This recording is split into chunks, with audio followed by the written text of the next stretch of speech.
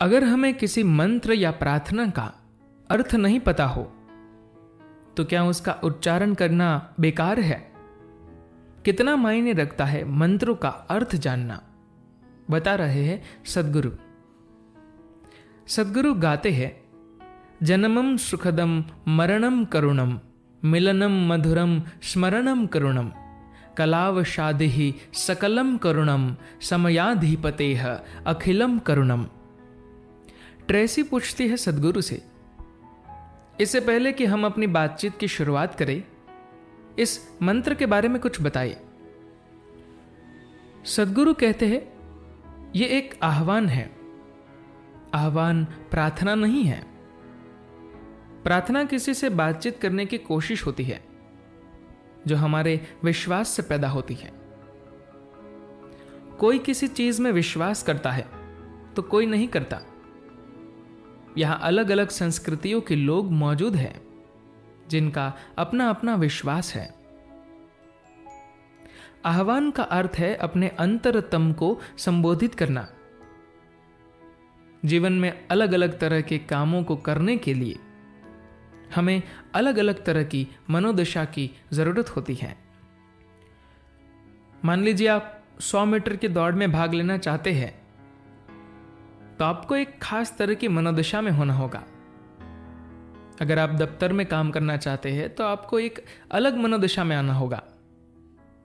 आप ध्यान करना चाहते हैं तो आपका मन एक अलग दशा में होना चाहिए। आपका शरीर, मन, भावनाएं और ऊर्जा, इन सबको उस काम के हिसाब से तैयार होना पड़ता है जिसे आप करने वाले हैं। अक्सर आपने अनुभव किया होगा, किसी दिन तो आप अपने काम को ठीक वैसे ही कर पाते हैं जैसा आपने सोचा था, जबकि किसी दूसरे दिन उन्हीं छोटे छोटे कामों को करने में आपको जूझना पड़ता है। अगर आप चीजों को सहज करने में सक्षम हैं तो आप कहते हैं कि आज मैं सही स्थिति में हूं। तो आजकल ज्यादातर लोग जीवन को जैसे तैसे पूरी सहजता और कुशलता के साथ जी पा रहे हैं। ऐसा बस यूं ही हो रहा है। इसके पीछे कोई विशेष प्रक्रिया नहीं है।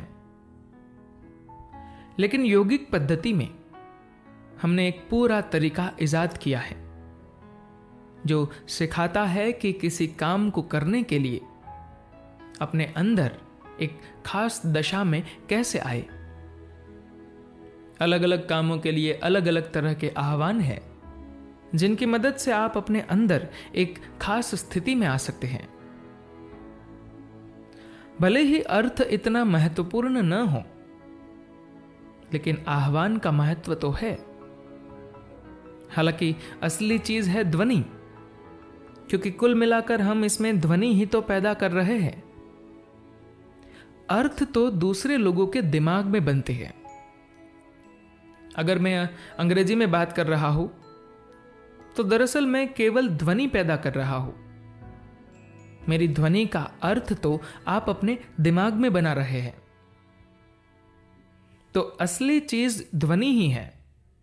ध्वनि का ही अस्तित्व है। शब्द तो मनोवैज्ञानिक है। अपने देश में मैं कोई भी मंत्र बोल सकता हूं, किसी को उसका अर्थ समझ नहीं आता, लेकिन इससे उन्हें कोई फर्क नहीं पड़ता। लेकिन अमेरिका में आपको अर्थ की जरूरत होती है। मैं इसका अर्थ आसान शब्दों में समझाता हूं। जन्मम सुखदम का अर्थ है जन्म, प्रकृति या अस्तित्व की कृपा है। इसी तरह से मृत्यु भी एक बहुत बड़ी कृपा है। मान लीजिए आप मर नहीं सकते। ओह, कितनी भयानक स्थिति होंगी। मान लीजिए आपको यहां अगले 10,000 सालों तक रहना पड़े। सोचिए क्या हालत होगी आपकी। इसलिए हमें इस बात को समझना चाहिए कि मृत्यु भी अपने आप में एक तरह की कृपा ही है। अगर कोई इंसान समय से परे चला जाए तो उसके लिए हर चीज कृपा ही है। समय हमारे अनुभव में है, क्योंकि हम एक तरह से भौतिकता में ही अटके हुए हैं। आपके पास एक स्थूल शरीर है और आप अपने आप को स्थूल शरीर के रूप में ही महसूस करते हैं।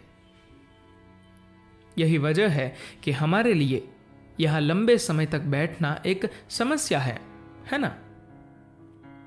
अगर आप यहां 2 घंटे तक बैठे रहे तो आपका शरीर चाहेगा कि यहां से कहीं और चला जाए, क्योंकि भौतिकता तो विवशताओं की एक श्रृंखला है। इन विवशताओं की वजह से ही हमारे अनुभव में समय मायने रखता है। इसीलिए कहा जाता है कि अगर आप अपनी भौतिक प्रकृति का अतिक्रमण कर जाते हैं तो पूरा का पूरा ब्रह्मांड करुणा ही है, और तब आपके लिए हर चीज शानदार होगी, क्योंकि आप भौतिकता से परे जा चुके हैं। आज आध्यात्मिक शब्द का इस्तेमाल हर जगह हो रहा है। कई जगहों पर इस शब्द का बेहद गलत तरीके से प्रयोग हो रहा है। आध्यात्मिक होने का अर्थ है भौतिकता से परे की कोई चीज आपके लिए एक जीवंत अनुभव बन गई है। क्योंकि हम इसे कोई नाम नहीं देना चाहते, हम इसे आध्यात्म कह देते हैं, लेकिन इसका अर्थ भी बिगड़ चुका है। धन्यवाद।